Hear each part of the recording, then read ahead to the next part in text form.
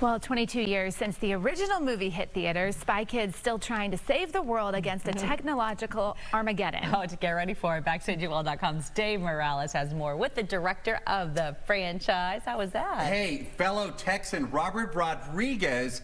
And I know we've announced on the morning show that our new show, The Backstage Experience, is also airing in Austin. Robert lives in Austin. He knows about the show.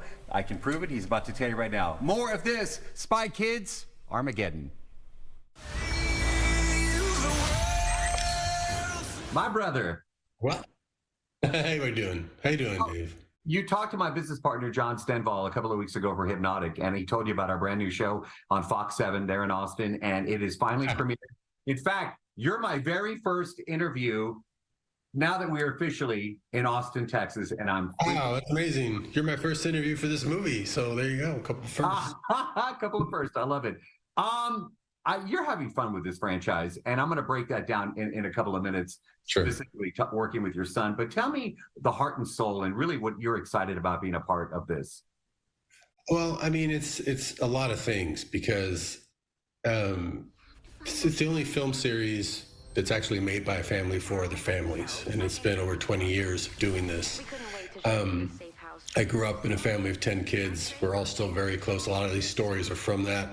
The scene of the Tony and Patty, which is named after my sister and I, my middle name was Tony, sneaking down the hallway with the creeks and the map, that's right out of our childhood. We used to do that, to go sneak up on our parents and find out what they were talking about when they'd put us to bed.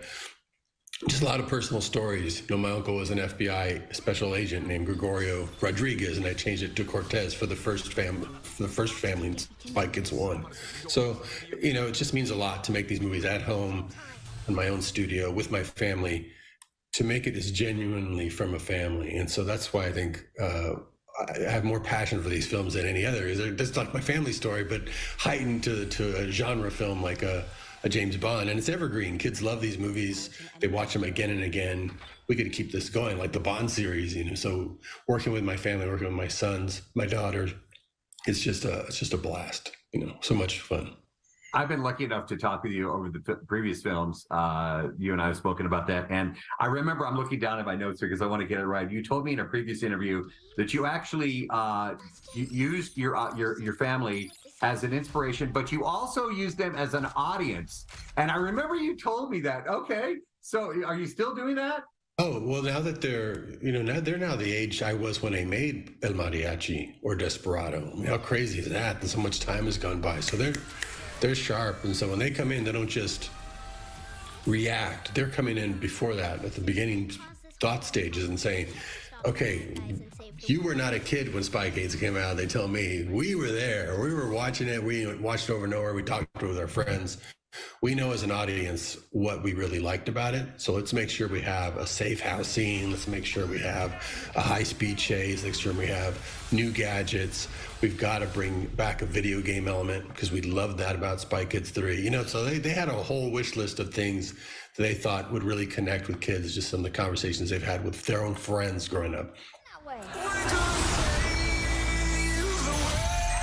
Yeah, it is the 5th film in the franchise, Spy Kids Armageddon, now streaming on Netflix. It's fun. It looks like it. Thank you. The kids become the secret agents. There's the premise. Oh,